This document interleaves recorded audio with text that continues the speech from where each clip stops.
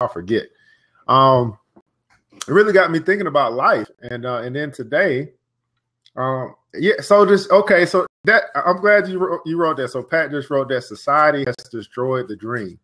And so tonight, man, I really want to talk about the dream. And I actually added in walk away from the 95%. And I'm going to talk about that tonight as well. But this dream. And so I wrote this today. I guess I do blogs. I don't even know I do blogs, but I wrote this today.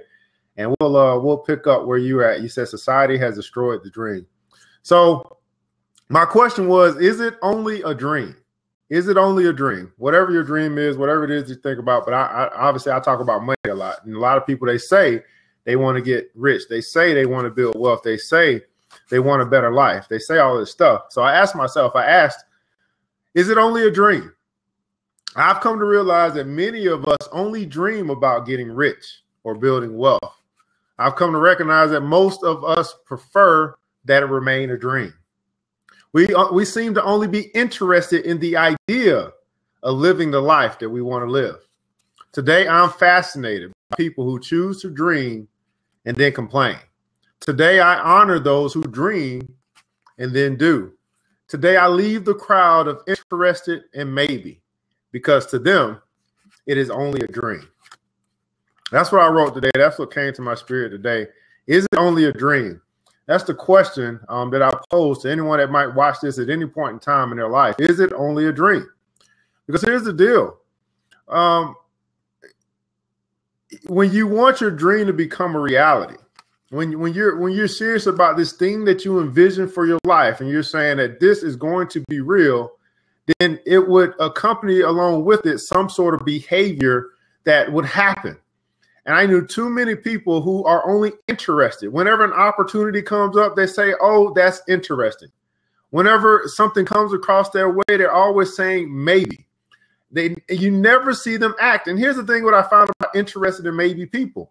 The true answer is no, because they never show up. And that interest that I'm interested never turns into I'll be there. Maybe never turns into yes. It is always no. Because at the end of the day, once you are presented with something, you know right then and there whether you are going to that event. You know right then and there whether you're going to take advantage of that opportunity. You know right then and there. And if you have any other answer other than yes or I'll be there, then the real answer is no. And then you got to ask yourself if that is the case. And I found it to be true. I have yet to find someone to say they're interested in something and then they show up. It just hasn't happened. If it has happened, it's probably happened 0.0001% of the time. So I wish they would even get rid of that response. It's almost like, you know, when you're in middle school or when you're in elementary, you used to ask somebody, do they like you? You put yes or no, and they always circle or. Like, the reality is you're saying no because you didn't say yes. And we still have this mentality. Many of us still have this mentality as it relates to our own dream, as it relates to living our best life, as it relates to improving our very own self. Is it really only a dream? Now, of course, when I say, is it only a dream? First thing comes to mind is Martin Luther King's speech, I have a dream. And it's great if you have a dream, right? But are you busy working on your dream? It's almost like the dream itself is we don't believe it is possible for us to actually realize the dream. It's almost like, well, hey, I feel so good just dreaming about it. Just dreaming gives me hope. Just dreaming helps me stay alive. But the actuality of this dream being a part of my life, I'm only interested in that because that requires me to change who I am now. That requires me to step outside of this comfort zone that I've created for myself. That requires me to evolve into the person that I need to become in order to realize this dream. Is it only a dream? So yeah, so Pat said, Japanese proverb, vision without action is a daydream. Action without vision is a nightmare. How many people, man, are living a nightmare right now? You know? How many people are just daydreaming and walking around like zombies in this life, this thing they call life, but yet they can complain about everything that they don't want. They can find every reason to find something negative to say. They can find every negative trend. They can find every negative news story. They can find everything negative to have a conversation about. But they won't have a conversation about their very own dreams. They won't have a conversation about taking control of their very own life. And I think you said it earlier, Pat. You said either you run your day or your day runs you, and they're allowing their days to run them right into stress, run them right into poverty, run them right into places where they say they don't want to be, but yet their actions don't align with their words, and therefore they find themselves living the life that accompanies their actions, not living the life that accompanies their words. So I just meet so many people, and it's frustrating because you really want to help people, but you can only help those who really want to be helped. And I think that Harriet Tubman said that she could have freed more slaves if they knew that they were slaves.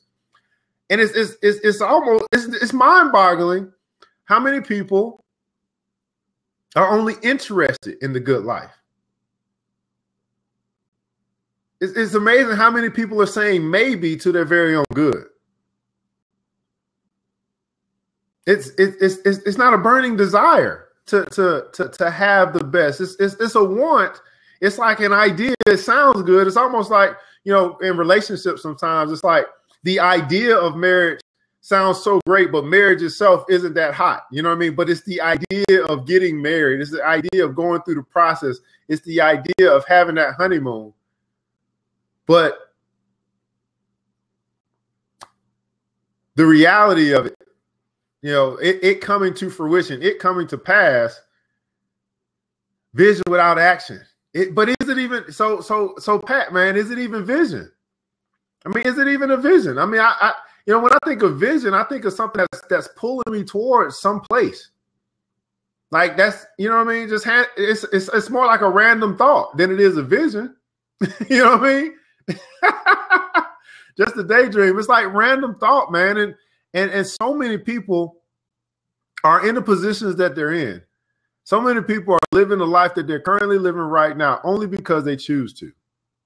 Only because they choose to. Now they'll find every excuse and reason. They'll try to find something to blame as to why they are in the mess that they're in. But many of them, not all of them, but many of them are where they are today simply because they choose to be there. And the funny thing is they won't even accept their very own choices that they've made for their own life. It's a mind-boggling thing that, you know what I mean? Like to live in, to live in this America, to live in this land of wealth, the wealthiest land in the world, to have the opportunity to do and be and create whoever you want to be. Now, I understand that there are certain obstacles, but everyone must go through a test, as it relates to you going after what it is that you want.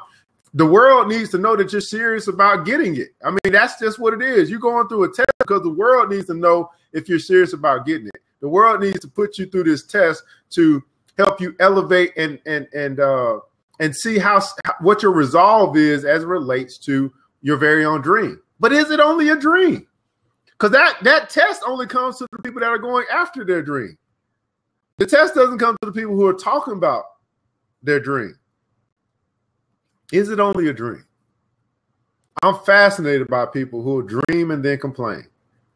See, when you're busy working on your dream, you don't have time to complain about stuff. You're too busy working on your very own dream. But most people have all the time in the world to post something negative, post something critical, post something to complain about. That's where all their time is going. They spend a lot of energy talking about what they don't want and no energy talking about what they do want. Let me repeat that again. We spend a lot of energy talking about what we don't want, what we don't like, what we don't appreciate. But we spend zero time talking about the things that we do want, what we do like, what we do appreciate. Yeah, you got to show up. And you know what, Pat, that's what I'm coming across, man. That's what I'm starting to see here, that sometimes all it takes is to show up. And so many people won't show up. They just, they make it sound good, but they don't show up. I went to a thing yesterday, and it was great, right? We had a lot of people show up, and this is the first meeting. But I'm saying to myself, man, I wonder how many people are going to show up to the second meeting. Because I've come to this place in life, man, where I realized that, you know what I mean, I'm no longer interested in your business card. You know what I mean? Like you go to these meetings, it's like pass out all these business cards, and you know, you get 20 business cards, and what do you do with them?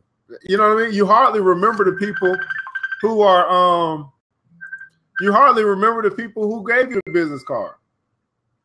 90% of the books sold are never read.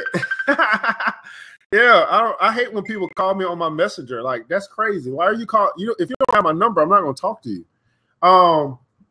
Yeah, 90% of the books sold are never read. And I had that happen. I had people sign up for stuff, pay for stuff, like pay for a class or pay for something, and don't even show up. Don't even ask about the recording, and I'm following up with them like, hey, I still owe you. You know what I'm saying? I feel like I'm in debt to you because you signed up for something and you haven't gotten it yet. And there's no follow-up from you. It was almost like it was a good idea. Oh, that was a good idea. That was just a good idea at the time, but you know, I'm no longer interested or whatever. It's just, whoo, you got to accept the extra. And so today is just really like a download, man, because, you know, I guess when you're in a position where you really want to help people who say they want to be helped, you really want to help people go to that next level. For the people who say they want to get to the next level, you want to help people get out of debt who say they want to get out of debt. You want to help people live the life that they say they want to live. But where the rubber meets the road at is once they get the help, the advice, the coaching, will they go do whatever it takes for them to live however they want to live? And 95% of the people won't do that. That's why I said walk away from the 95%. You know, I put in on Friday, I'm going to this economic summit. And it's interesting because whenever there's something good that's happening that you can attach yourself to, that you can be a part of, that you can make a difference, you only get 5% of the population that'll show up. But let it be a concert. Let it be something that people want to go have fun, a football game, whatever. You'll get 95% of the population. And I was saying, man, walk away from the 95%. Don't go where they go. Don't do what they do. Don't talk like they talk. I get that from Jim Rohn. Because they're going to continue to do what the rest of the crowd does. And it's those people that are doing something that are, you know, I've learned that wherever the crowd is going, I'm going the opposite way. The crowd is broke. And they continue to make broke decisions. And then they continue to justify it saying, hey, if I can afford it, I can pay for it, I can do it or whatever. But then they find themselves in the same situation over and over and over again because they continue to make the same decisions over and over and over again as it relates to their life. Now, of course, I talk about money, but as it relates to their life in general. Some people wonder why they attract the negative people in their lives, why they have bad relationships. And it seems like the same relationship happens over and over and over again. I had a lady talk to me the other day, said, I seem to attract this kind of man all the time. Well, it's not the man. It's you. It's you. But you won't do a reflection into yourself. You won't look and see what it is that's about you that's attracting this. You don't understand that you attract who you become. And you think that just because you are a beautiful person that you're going to attract beautiful people. But yes, you can attract a beautiful person on the outside. But when you're not a beautiful person on the inside, what do you think you're going to attract? You're going to attract someone that's only interested in your body parts. You're only going to attract someone that's interested when you don't talk. But when you do talk, that's when the relationship ends because they find out just how ugly you really are.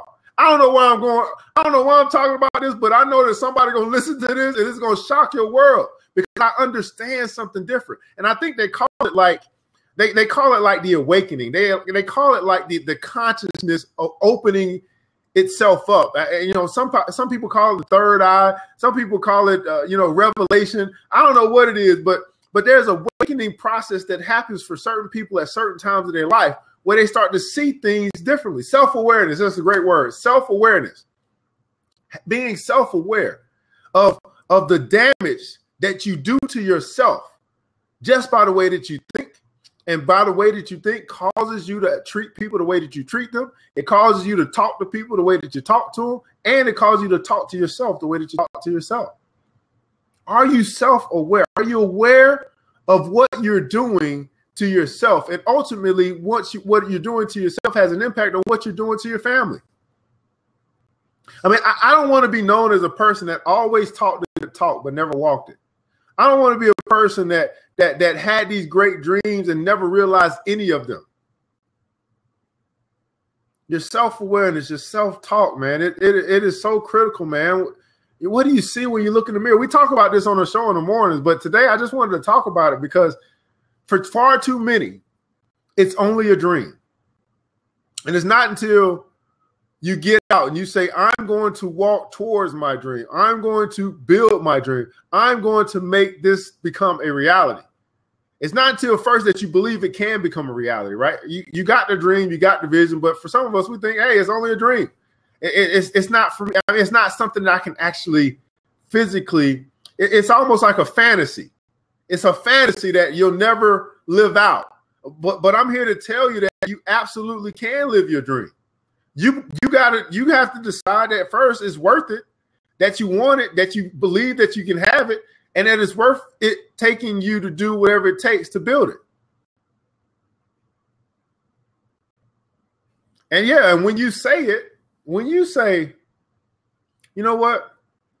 I'm tired of living the life that I've been living. I'm going to live the life that I want to live. Once you say that, once you can, and I'm not saying just repeat after me. No. I'm saying when you get by yourself, when you get in front of the mirror, when you look your husband or wife in the eye and you say, well, you know what, honey? I'm tired of living the life that we're currently living. And I am choosing today to live the life that I want to live. Something happens on the inside, guys. Something changes when you decide to live the life that you want to live, to live the life that you've been dreaming about day in and day out. The thing that you can't get rid of, the thing that keeps coming to you, the thing that tells you that you know there's greater available to you, but it's just waiting on you. It's waiting on us. It's waiting on the person to say that, you know what? Today I'm deciding to live the life that I want to live.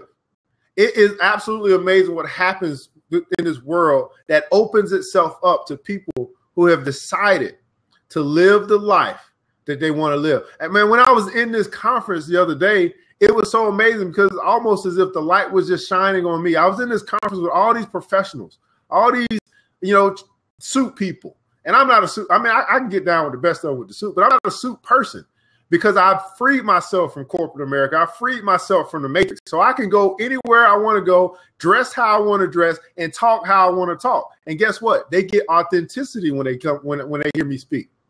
Everyone else, it seems, is like they can talk on to a certain level because if they go to that next level, their job is on the line. Their reputation is on the line. And I'm like, you know what? Bump all that. I'm going to say what I got to say. And it's interesting what happens when you find your voice and you can speak no matter what, and people connect to it. At the end of the meeting, people were coming to me saying, thank you for being the person that kept it real.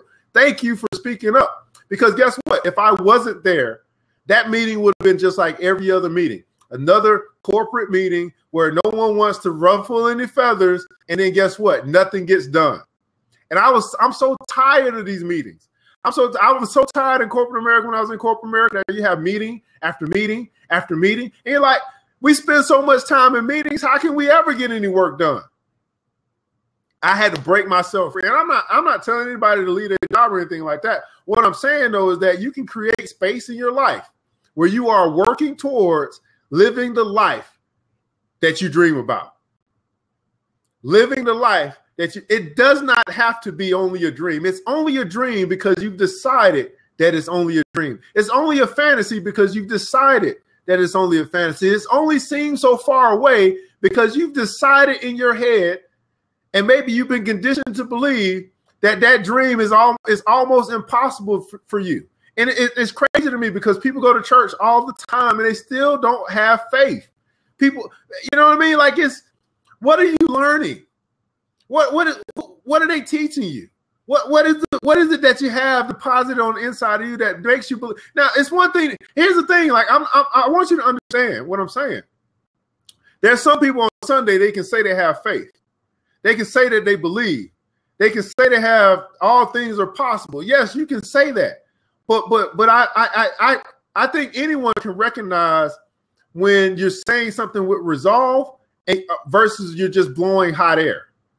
I think it's easy to recognize when you got some passion, when you got some resolve, when you got some you in you that's coming out of your mouth versus I'm just repeating verbatim what I hear. It sounds good, and you got to say it till you believe it. Now, sometimes you got to say it till you believe it. I get that. You got to keep repeating it and keep repeating it, and that's how many of us have been programmed the way that we are now. We've been given a message. That's when we repeat it over and over and over again for 20, 30, 40, 50 years of our life, and now we got to try and reprogram ourselves. We got to try now to renew our mind. We got to try now to go from a place of format, to go from a place of redundancy, to go from a place of robotic idiosyncrasies to a place of faith.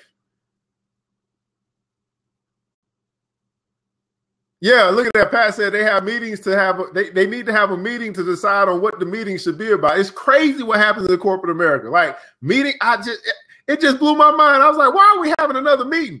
And no, if you're the subordinate, you can't really say that. It's like if I bring this up, then I'm the one that's stepping out and I'm ruffling feathers. But the reality is everybody's thinking the same thing. Why the hell are we having another meeting? Can't you send it an email? Can't we get some work done? Can't we start working on some solutions to the 3 meetings we had before? Can we fix some of the stuff before we have another meeting? Anyway, but yes, faith without works is dead, guys. And that I think that verse is in the Bible for a reason. And I think we casually go over that because in that verse, hey, Pat, if you can find that for me, I think in that verse it says, show me your faith and I'll show you my works. And we'll see. You know what I'm saying? We'll see which one is real or something like that. I can't think of it goes something like that. I need to find that. I need to find that, Pat, because that's going to be good for maybe I'm having another church without walls right now. I don't know. But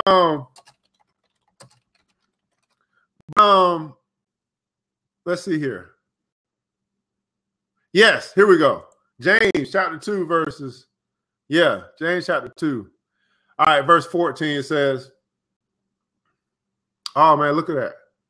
What does it profit, my brother, if someone says he has faith but does not have works? Can faith save him? Well, hold on. Let me get the good. Okay. Can faith, this is the New King James Version. Can faith save him? If a brother or sister is naked and destitute of daily food, and no one says to them, depart in peace, be warmed and filled, but you do not give them the things that are needed for their body, what does it profit? Thus also, faith by itself, if it does not have works, is dead. But someone will say, you have faith and I have works. Show me your faith without works, and I will show you my faith by my works. You believe that there is one God, you do well. Even the demons believe and tremble. But do you not know, O foolish man, that faith without works is dead? Show me your faith without works, and I'll show you my faith by my works. I'll show you my faith by. See, that's the thing about perseverance, right? When you're going after something, you persevere. Perseverance itself is showing your faith by your works, that you're willing to go through and keep going until you actually, because you believe that whatever it is that you're going after is yours to have. I think that's what faith is. It's the belief that your future is yours to have, and you keep going after it. And you start to go after it, and you keep going after it until you get it, until it comes, because you believe that your future is yours to have. That is the difference. Even if they don't even if they don't have faith, they don't necessarily have to have the faith that we call faith, because they show their faith by their works. They do. They step up. The 5% up, step up, and they do the work. And the 5% is where we see them manifesting things in their life, because while we're talking about faith and we're having faith statements come out of our mouth, they're actually showing their faith by their work. I'm so tired of lazy Christians. I don't know what I'm saying. I'm so tired. You know what? Not just lazy Christians, lazy people in general. Just lazy for no reason. Just have been given this belief that they can lay on the couch, they can do no work, they can scratch one lotto ticket, and then they can be set for life. It's the craziest thing that this laziness. I don't know what we're gonna talk about on Sunday, Pat, because I got a lot to say, and I think we're gonna have a great conversation, man. It's gonna change lives, man. Because the deal is, man, that we cannot continue to think that we don't have to do anything and we can get everything. Let me say that again. We can no longer continue to think that we don't have to do anything and we can get everything. You know, the prayer has turned into wishes. I you know what I mean? It's like, oh, I'm praying that this happens and this occurs in my life, and all I gotta do is say this prayer. Right? Basically, all I gotta do is say this wish. I got 3 wishes. I'm using my one wish today, and my wish is gonna come true. And that's what for many that I've seen that prayer has been reduced to. It's been reduced to wishing, not a relationship, not a conversation, not some introspection and reflection, not listening for instruction. It's been reduced to wishing. And so I don't know why I'm doing this tonight. I know I'm doing this because I've been called to do it. And maybe I'm the only one that's going to have this conversation tonight. And maybe people are going to listen to this later. It doesn't matter. But we've been given the power to create. We've been given the ability to create. Power means ability. We've been given the ability to create wealth.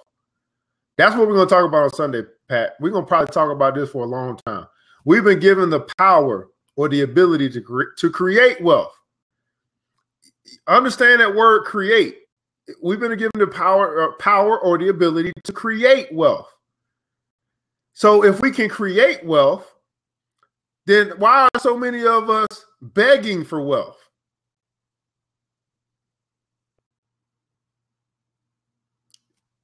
That makes sense. If we can create it, we've been given the ability and the power to create it, then why are so many of us begging for wealth? And so what I'm saying, guys, is that I'm deciding right now today to associate myself with builders, with doers. I'm associating myself with people that will go out and do. Now, we'll hire the people that are interested. We'll hire the people that are maybe. We'll hire the people that want but won't work. But I'm going to associate myself with doers because we got a world to change, and we can no longer wait on the people that won't do any work. Now, I'm not disassociating myself from you. I'm still going to be here. I'm still going to connect to you. But what I'm saying, though, is that we've got work to do. We got a world to change, and the world is waiting on us. And it seems like many of us are waiting on the world. And that's the wrong way to be. Let me repeat that again. The world is waiting on us. I don't know. See, the thing is, I understand that everybody doesn't have the same vision, right? And we don't have to have the same vision. We don't have to be going to the same place individually, but we are going to the same place collectively. So even if you have your area, right? So for Pat, for example, you're into, SEO, you're into technology, you're in your own space, but even though I'm in this space and you're in that space, we can still be going this direction, even if there's a whole bunch of other ways without, but the ultimate direction is here. The ultimate direction is here. And so I don't think that people understand the concept of working together, the concept of connection. Even though my hands are still a part of my body. So when my body moves forward, my hand could be going back. It could be doing all this stuff, but ultimately my hand is going to be moving forward, even if individually it's doing a whole bunch of other stuff. My body is moving. My hand is just ultimately going with it. And so that is how a network works. That is how collaboration works. That is how you come together and you change the world.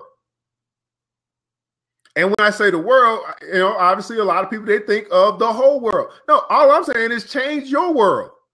Whatever it is that's connected to you, you can change that. I've done it. I've started it. And now my world has gotten bigger. I've got more responsibility. And guess what? I'm helping, hopefully, to change that world. And then when that happens, I'm sure that I'll get a bigger world to change.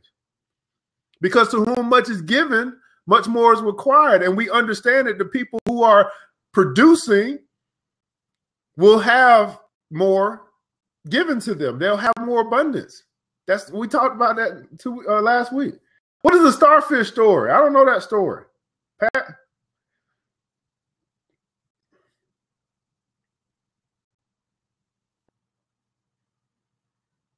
Something about the 5 tentacles or something? What's going on, Pat? Hey, hope I'm not interrupting. No, you're not interrupting. So, if you have a moment, I'll tell you the starfish story. Yeah, I'm listening. Okay. So, when I was much younger, and I've heard the story told another way, but I'm going to tell it based on my childhood. I used to live up off of Long Island, New York. And randomly, but not often, but once in a generation, marine life would sometimes beach themselves. And they really don't know why.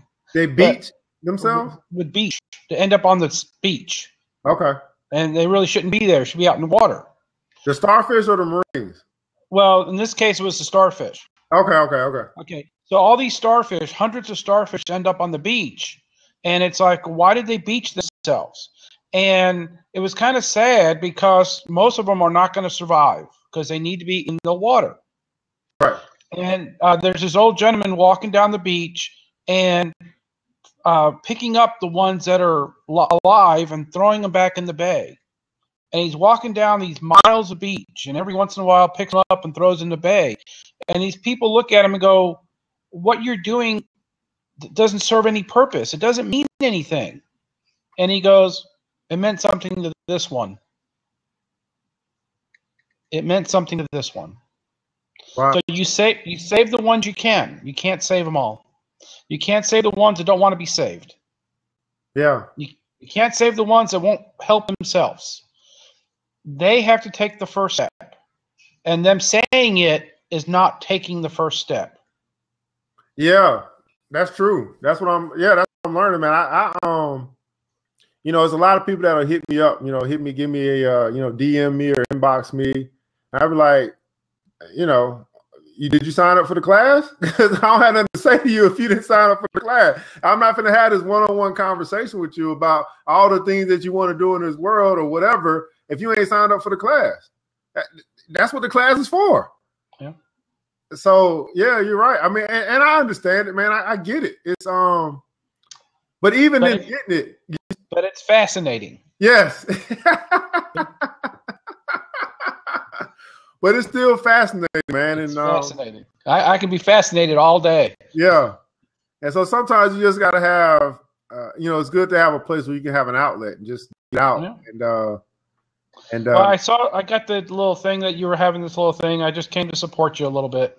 I appreciate it. Yeah. So, yeah, man. So that's what it is, man. Everybody can't be saved.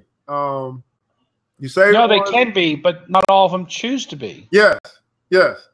I mean, even when Noah was building the ark, part of his assignment was to go preach and warn.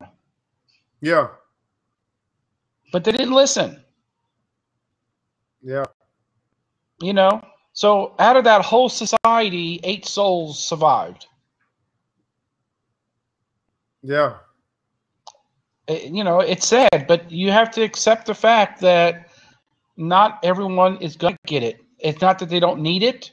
It's not that they don't want it. They're not willing to do what's necessary to attain it. They are not willing to take the first step. They may give it lip service. Yeah. But they won't read the book. Yeah, that's why I do the 8 o'clock show. They won't read the book. They'll buy the book. They'll buy the book.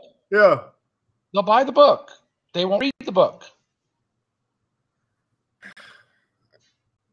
Yeah, you're right. You're right. So that was my word for the day, man. That's what I needed.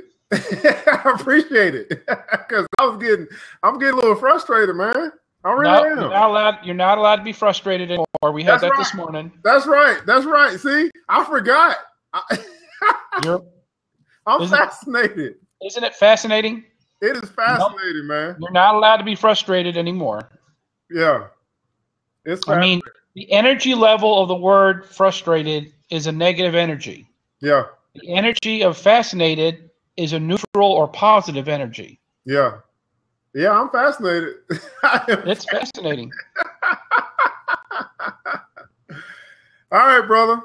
Well, that's all, man. That's it for the show, man. Hey, we are not frustrated. We're fascinated, man. And at the end of the day, choose for yourself if your dream is only going to be a dream or if you're going to realize your dream.